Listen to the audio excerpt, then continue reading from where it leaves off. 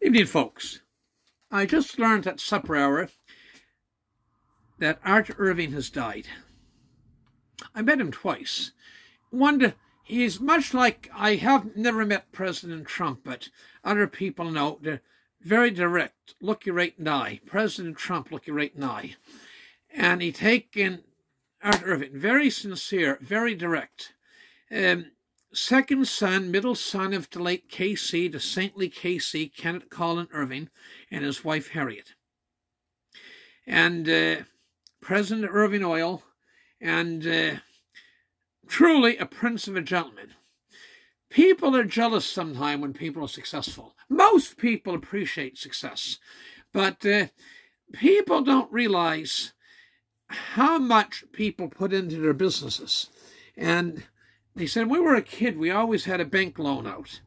And the gall and courage it took. Casey was like Colonel Sanders or Ray Kroc. He was well in his 60s, late 60s, when he started Irving Oil.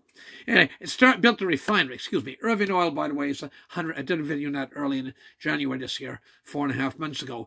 This year, 2024, is the 100th anniversary of Irving Oil. But to build their own refinery at Ben Lomond, just outside of St. John, the shores of the Bay of Fundy.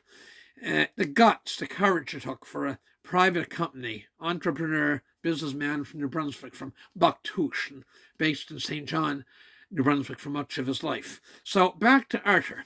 Very down-to-earth guy. In Auld's Cove, the late Leo MacDonald was caretaker at the Irving Big Stop, and he went up to Leo, and he shook his hand and very sincerely told him, "Your bathrooms are lovely and clean. You're doing a wonderful job." He shook late Leo MacDonald's hand, Clarence's cousin.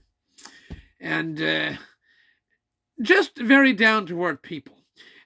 Somebody was in my store one time, can't remember the guy's name, heavy-set guy, and he was in Union. And he took in, Irvings aren't big fans of unions, and a lot of people aren't. But anyway, he was a capable cat.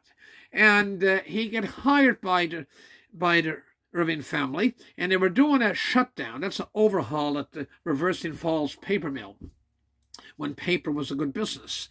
And Reversing Falls paper mill in St. John, New Brunswick, and he met him on the elevator, freight elevator, one night.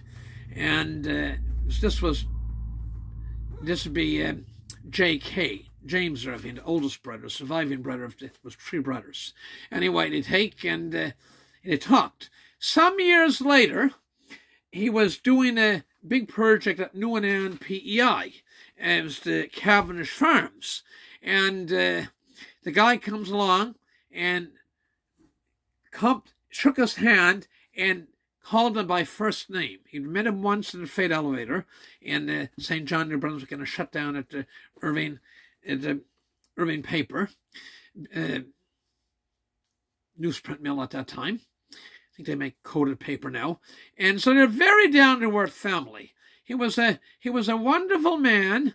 He was a tall, slim guy, and boy, he could move. And say, "You move quick, John." Well, this guy could move quick. He had lots of piss and vinegar and zip in him, and healthy eater. I know a gentleman that had dinner with him one time, lunch, and very down-to-earth cat.